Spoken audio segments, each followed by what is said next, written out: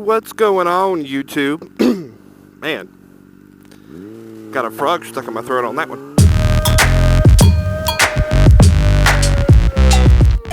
you're listening to this, you are the resistance. So, I got a topic that's been I've been wanting to make a video about it for a little bit, or like talk about it in a hangout, but I just figured out whichever one came first. And there's actually kind of like a second part that goes with it, or another part of the topic. But let me go and get the first part out of the way. So, I'm curious, I know a few of us what the hell is this guy doing? Let me start the topic again after I figure out what this scooter is doing here.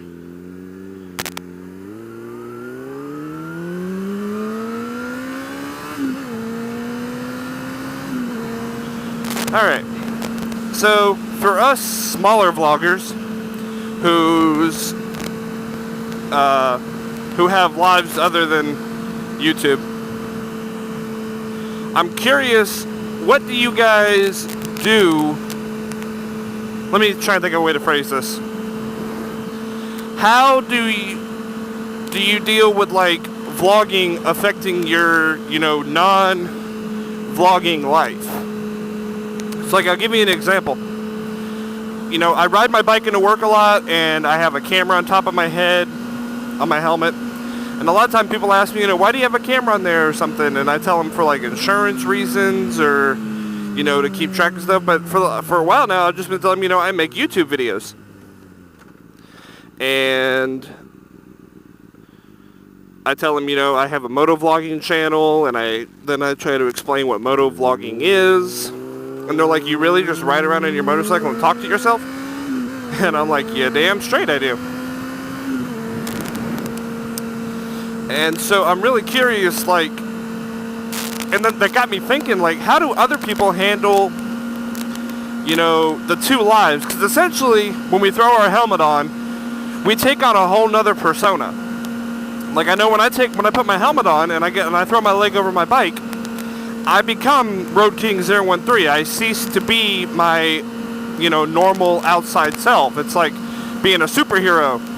Not that, we're motovloggers are superheroes, although some people might consider that. But, like, I'm curious, you throw on your helmet and you become another person. You become a completely other persona. And I'm curious if that's ever carried over into anybody else's personal life. Because, like, I know one of my coworkers was asking me about it, and, I had no problem explaining to him about my channel and stuff like that. And then it was funny, he was randomly going on Facebook, and somehow, like, Facebook keeps track of, like, your ads, or, what you tend to click on. And somehow, my Teespring campaign popped up in his Facebook account, or not his Facebook account, his wife's Facebook account.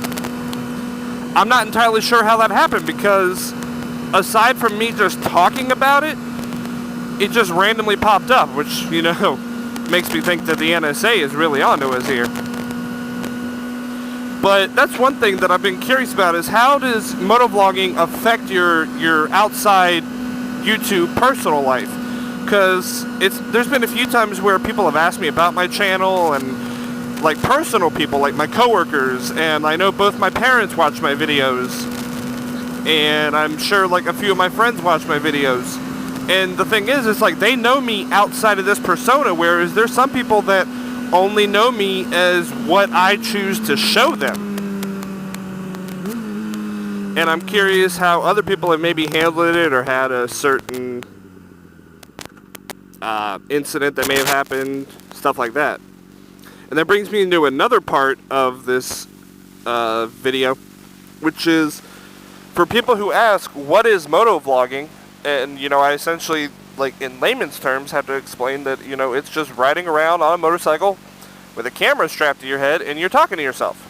You're recording your thoughts, and you go out with topics, and all this other stuff. And people ask me, like, and other people actually watch this. I'm like, yeah, at the moment, I've got essentially 200 plus people that actually watch this. It's really weird. It surprises me too. But how do you guys like define motovlogging? How do you explain what it is that we do? Because I've had people that are like, oh man, that's actually really cool. And then I've got other people that are like, that is the dumbest thing I've ever heard. And the nice thing is I don't ever have to justify why I do motovlogging, why I enjoy it, why I spend, you know, hours at a time watching other videos and editing videos, and why would I want to spend $4 or $5, $6 on a sticker that has somebody else's name on it? Why would I want to do that? And the nice thing is I don't have to explain a fucking thing to anybody else. I do it because I enjoy it. But should somebody like have legitimate reasons to ask, you know, why do you motovlog? And honestly, it's because I love the brotherhood and the camaraderie that comes with motovlogging. I've got friends that I've maybe met once. And yes, I will still call him a friend that I've maybe met once. Like K-Dub250. I've met his guy one time. Just once.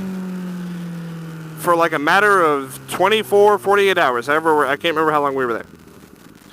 But this dude, like, we text a few times because we both work night shifts and all this other stuff.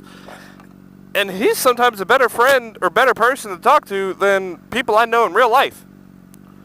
So it's kind of fun to explain to reason why we motovlog, but I'm curious, why do other people motovlog? Or how do you define motovlogging to other people? I realize this video is kind of a ramble, but it's late at night and I'm riding to work, so I'm trying to keep track of everything here. Like, that's just been a few things that have been on my mind lately. Like, I know some of the bigger guys like Chase and Yummy and Do It With Dan and all them, motovlogging is their life. That's their livelihood. That's how they make their money. As well as merchandise and Twitch. I know a lot of them get money off of Twitch or off of merchandise or money from YouTube, and that's all well and good. And I greatly support that. I think that's awesome. But for the rest of us that have to still work a regular job,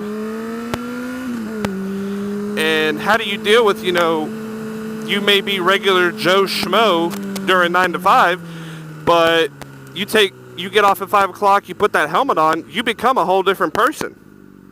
Especially if you're going out to make a vlog, and I've always been curious, like, how do other people handle that? That's one of the nice things about riding a motorcycle is you can become a whole nother person. I remember one of the best videos let me slow that down. Woo! He ain't turning around. Nope. Okay. One of the videos I remember best is the Downshift 83 Resistance video. Like, he's got like clips from a bunch of different vloggers, all explaining the resistance and why we love motovlogging and what it means to us. Like, you know, we come together for each other and we support each other, whether it's buying t-shirts or commenting and liking videos, subscribing to our channels, to the point where we organize rides for fallen vloggers. You know, quick rev bomb here. You know, rest in peace, Florida rider. You hate to hear about a vlogger going down or a vlogger crashing or wrecking their bike, and we don't sit there and say, that sucks for you, or, you know, something like that. We rally around them. That's one thing I love about the motovlogging community.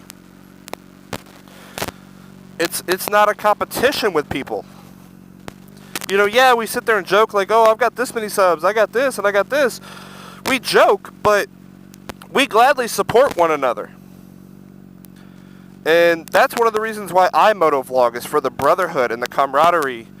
Brotherhood/sisterhood. You know, we got a few girls, a few unicorns that ride. And I love that. I love that we come together and we support each other. I love making videos and editing videos. Maybe not all the time posting videos, because a lot of times I've slacked on videos before.